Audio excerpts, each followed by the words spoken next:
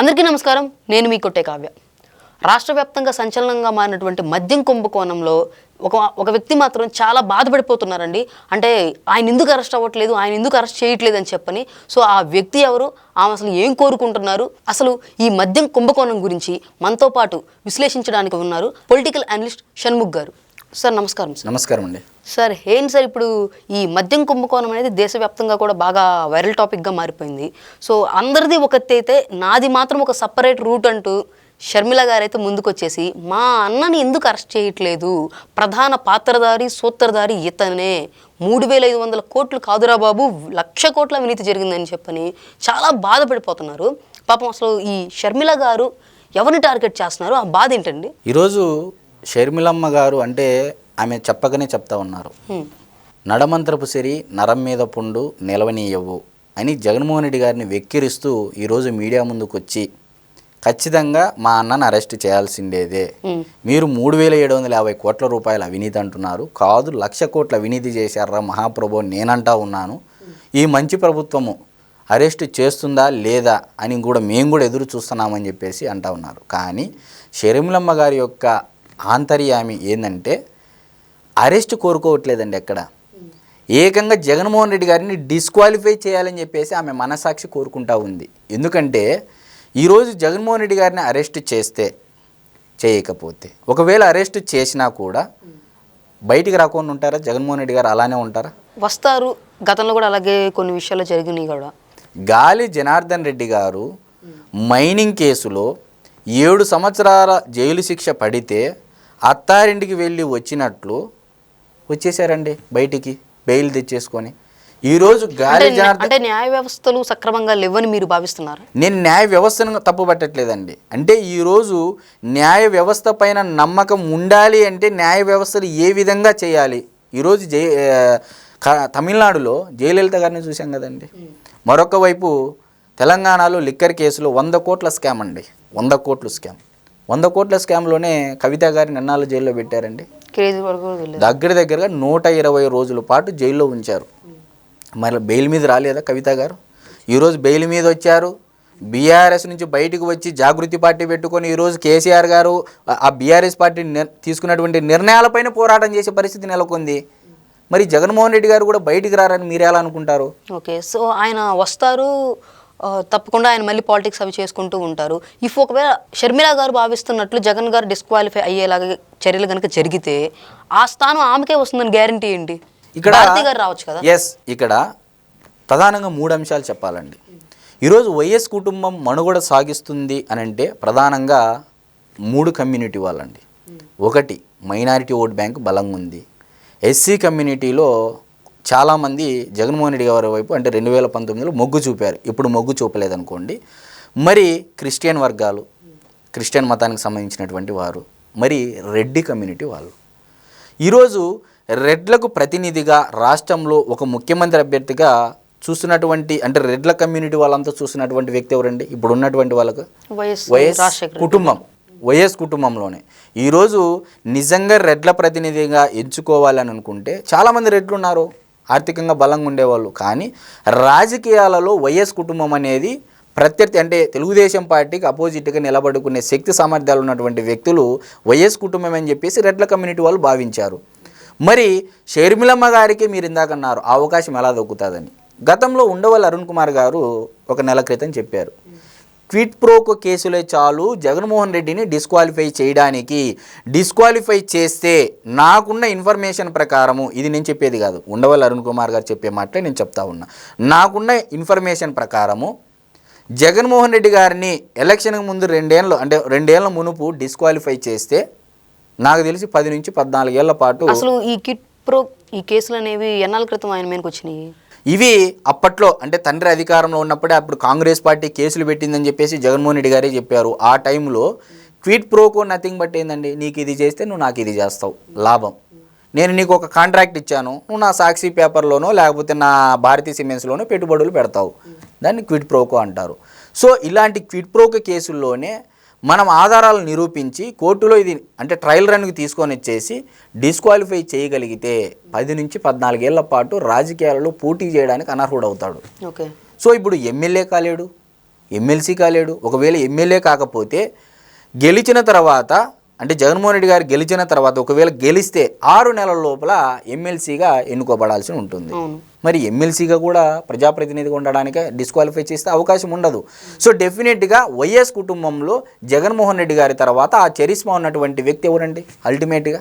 Exactly. అంటే నేను ఒక మాట అడుగుతున్నాను. ఇప్పుడు తండ్రి తర్వాత ఆయన లెగసీని తీసుకుని జగన్మోహన్ రెడ్డి గారు వచ్చి రాజకీయాలు అయితే చేశారు. బట్ ఆయన కొన్ని కారణాలతో జైల్లో ఉండటము, ఆ టైంలో ఆ లెగసీని కంటిన్యూ చేసుకుంటూ షర్మిల గారు అయితే పాదయాత్ర అయితే చేపట్టారు. సో ఇప్పుడు మీరు అంటున్న ప్రకారం తర్వాత షర్మిల గారు అని మీరు అంటున్నారు, మీ ధోరణి అయితే. సో మా డౌట్ ఏంటంటే ఇప్పుడు అదే మద్దతుతో, అదే జగన్ యొక్క మద్దతుతో భారతీ గారు కూడా ముందుకు రావచ్చు కదా. ఇక్కడ రాజకీయాలలో సడన్గా జగన్మోహన్ రెడ్డి గారు నాకు తెలిసి భారతీ గారిని ఏ రోజు రాజకీయాలలోకి చేయలేదండి. కానీ వెనకుండి నడిపించేదంతా ఆమెదే అన్న ఆరోపణలు అయితే డెఫినెట్గా వైఎస్ఆర్సీపీ పార్టీలో ఉన్నటువంటి చాలామంది అంటే వైఎస్ఆర్సీపీ నుంచి మిగతా పార్టీలకు మారిన వాళ్ళే చెప్పారు అంతా భారతీ గారి యొక్క రాజ్యాంగమే నడుస్తూ ఉంది ఆ పార్టీలు అని చెప్పి చాలామంది చెప్పారు. కానీ మీరు ఒకటి గమనించండి, దీనికన్నా ముందు ఈరోజు రాష్ట్రంలో జరుగుతున్నటువంటి పరిణామాల కంటే ఈరోజు జాతీయ పార్టీల గురించి మనం ప్రత్యేకంగా చెప్పుకోవాలండి. ఈరోజు దక్షిణ భారతదేశంలో జాతీయ పార్టీలు తన పాగా వేసుకోవడం కోసము ప్రాంతీయ పార్టీలను మింగేసే పనిలో ఉన్నాయి. అది భారతీయ జనతా పార్టీ కానీ కాంగ్రెస్ పార్టీ కానీ ఈరోజు ప్రాంతీయ పార్టీలను మింగేసే స్థాయి వచ్చేసింది. ఈరోజు తమిళనాడు చూసుకోండి, కర్ణాటకలో ఆల్మోస్ట్ దేవేగౌడ గారి యొక్క పార్టీ ఉందో లేదో కూడా తెలియనటువంటి పరిస్థితి. కాంగ్రెస్ బీజేపీ అనే పరిస్థితికి వచ్చింది అక్కడ కర్ణాటకలో. ఈరోజు తెలంగాణలో బీఆర్ఎస్ అనేది అసలు కేసీఆర్ గారు ఓన్ చేసుకున్నారు తెలంగాణ ప్రజల్ని. అలాంటి బీఆర్ఎస్ పార్టీ ఈరోజు ఏమైంది, అతలాకుతలం ఆగమాగమయ్యే పరిస్థితిలో ఉంది. ఒకవైపు కేసులు అంటే జాతీయ పార్టీలు ఒక పక్కా వ్యూహరచనతోనే ముందు ప్రాంతీయ పార్టీలను మింగేస్తే తప్ప జాతీయ పార్టీలు ఆయా రాష్ట్రాల్లో అధికారం చేజించుకోవడం కష్టమని చెప్పేసి భావించే ఈరోజు తెలంగాణ పక్కనున్నటువంటి తెలంగాణ రాష్ట్రంలోనే చూడండి, ఈరోజు బీఆర్ఎస్ ఏదో ఒక పార్టీలు విలీనం చేస్తే తప్ప సస్టైన్ అయ్యే పరిస్థితి ఉందా? ఇప్పుడు మరి అదే జాతీయ పార్టీలు రెండూ కూడా ఆంధ్రప్రదేశ్లోకి అయితే ఎంటర్ అయిపోయాయి.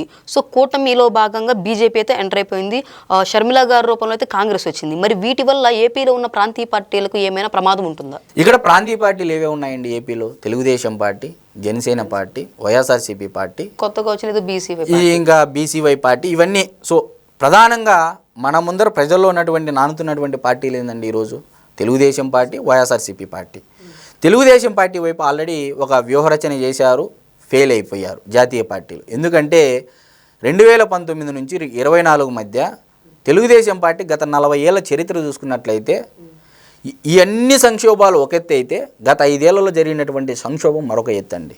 అవమానం, అవహేళన, దాడులు, ఆర్థిక విధ్వంసము, అంటే నేరాలు చేయకపోయినప్పటికీ ఆధారాలు చూపకపోయినప్పటికీ చంద్రబాబు నాయుడు గారిని జైల్లో పెట్టడం, అంటే ఎన్ని రకాలుగా ఇబ్బందులు పెట్టాలో తెలుగుదేశం పార్టీని అన్ని రకాలుగా ఇబ్బంది పెట్టినటువంటి పరిస్థితి.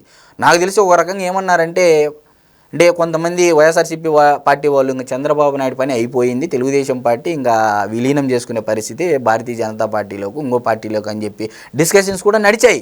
మరి అలా కోల్పోయినటువంటి పార్టీ ఈరోజు పొత్తులోకి రావడానికి ప్రధాన కారణం ఏంటి? ఎస్, డెఫినెట్గా ఈరోజు పొత్తులోకి రావడానికి కారణం ఏంటంటే తెలుగుదేశం పార్టీ నిలబడాలి, నిలదొక్కోవాలి అంటే ఈరోజు జగన్మోహన్ రెడ్డి గారు చేసినటువంటి ఆర్థిక విధ్వంసాన్ని తట్టుకోవాలంటే ఈరోజు కేంద్ర మద్దతు కంపల్సరీ ఉండాలండి. కేంద్రం సపోర్ట్ లేకోకుండా ఒకవైపు చంద్రబాబు నాయుడు గారు ఇచ్చినటువంటి హామీలు కానీ మరొక వైపు జగన్మోహన్ రెడ్డి గారు చేసినటువంటి ఆర్థిక విధ్వంసం కానీ ఈ రెండుని నిలబడి తట్టుకోవాలి, ప్రభుత్వాన్ని సైముల్టేనియస్గా నడపాలి అంటే కేంద్రం మద్దతు లేకుండా ఎలా జరుగుతుంది? అంటే మీరు చెప్పిన దాని ప్రకారం ఏంటంటే జగన్మోహన్ రెడ్డి గారు ఒంటెత్తు పోకడల నిర్ణయాల వల్ల అంటే అన్నిటినీ తాకట్టు పెట్టేసి అప్పు చేసి పప్పుకూడు మాదిరిగా చంద్రబాబు నాయుడు గారు కూడా పరిపాలన చేయాల్సి ఉంటుంది. కానీ ఈరోజు చంద్రబాబు నాయుడు గారు వచ్చిన సంవత్సర కాల వ్యవధిలోనే క్లీన్ సిటీస్ కానీ, జీడిపి గ్రోత్లో కానీ, స్పీడ్ ఆఫ్ డూయింగ్ బిజినెస్ కానీ, ఈజ్ ఆఫ్ డూయింగ్ బిజినెస్ కానీ, లేకపోతే వన్ ఫ్యామిలీ వన్ ఎంటర్ప్రెన్యూర్ కానీ, ఇలాంటి అంటే థింక్ గ్లోబల్లీ, యాక్ట్ గ్లోబల్లీ, ఇలాంటి అన్ని నినాదాలతో ఈరోజు రాష్ట్రాన్ని టాప్ 5లో నిలబెట్టారా లేదా? దేశంలోనే టాప్ 5లో నిలబెట్టారు. ఈరోజు ముఖ్యమంత్రుల ర్యాంకింగ్ స్థానం చూడండి, చంద్రబాబు నాయుడు గారికి ఎంత స్థానం ఉంది, జగన్మోహన్ రెడ్డి గారికి ఎంత స్థానం ఉండేది. ఈరోజు దేశంలో పవర్ఫుల్ వ్యక్తుల జాబితాలో చంద్రబాబు నాయుడు గారి ప్లేస్ ఎంత అండి? టాప్ 5 కాదా? మరి అంటే చంద్రబాబు నాయుడు గారు రాష్ట్రాన్ని గాడిలో పెట్టేందుకు పవన్ కళ్యాణ్ గారు సైతం కూడా నమ్మారు. ఆయన అనుభవము, ఆయన ఆర్థిక ప్రణాళిక అది నమ్మారు కాబట్టి ఈరోజు అది తెలుసు కాబట్టి నేను ఇచ్చినటువంటి హామీలకి ఎంత మేర ఖర్చు అవుతుందని చెప్పేసి ఒక ఆర్థిక కమిటీ వేసి ముందుగానే ఇంత ఖర్చు అవుతుందని చెప్పేసి తెలుసుకొని చంద్రబాబు నాయుడు గారు ఈరోజు వ్యూహాత్మకంగానే భారతీయ జనతా పార్టీతో పొత్తు పెట్టుకున్నారు. ఈరోజు జరుగుతున్నాయి లేదా రాష్ట్రంలో? సో అంటే మీరేమంటారు, ఈ పొత్తు వల్ల అయితే మనకి కేంద్రం యొక్క పార్టీల నుంచి ఎటువంటి ఇబ్బంది అయితే ఉండదని మీరు భావిస్తున్నారు? ఇక్కడ పొత్తు అనేది ఈరోజు కొత్తగా పొత్తు పెట్టుకోలేదండి భారతీయ జనతా పార్టీతో. గతంలో ఇదే ఎన్డీఏ కన్వీనర్గా కూడా ఉన్నారు చంద్రబాబు నాయుడు గారు.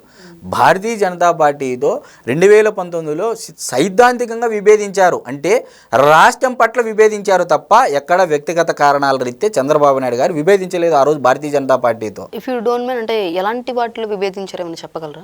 రాజకీయంగా రాష్ట్రానికి స్పెషల్ స్టేటస్ అన్నారు, దాని తర్వాత మేము ప్రత్యేక ప్యాకేజ్ ఇస్తామని చెప్పేసి అన్నారు. ప్రత్యేక ప్యాకేజ్ ఇచ్చిన తర్వాత కూడా కొన్ని అంటే చంద్రబాబు నాయుడు గారికి ఏమన్నా కేసులు ఉన్నాయా రాజీ పడ్డానికి? లేకపోతే చంద్రబాబు నాయుడు గారికి ఏమన్నా పర్సనల్ ఆయనకున్నటువంటి బిజినెస్లు ఆయనకు నడుస్తూ ఉన్నాయి, మరి ఆయనకున్నటువంటి వ్యాపార కార్యకలాపాలు ట్రస్టులు కానీ ఆయన చేసేటువంటి సేవా అన్నీ జరుగుతూ ఉన్నాయి. తెలుగుదేశం పార్టీలో రాజకీయంగా బలమైన ఆర్థిక వనరులు ఉన్నారు, డౌట్ లేదు. మరి ఏ రకంగా లొంగిపోవడానికి ఇక్కడ కారణం ఉంది? సో లొంగిపోలేదండి. రాష్ట్ర పరంగా భారతీయ జనతా పార్టీతో ఆ రోజు విభేదించారు రాష్ట్రానికి రావాల్సినటువంటి నిధుల పట్ల. బుందేల్ఖండ్ తరహా ప్యాకేజ్ ఇస్తామన్నారు రాయలసీమకు, వెనకబడినటువంటి రాయలసీమకు.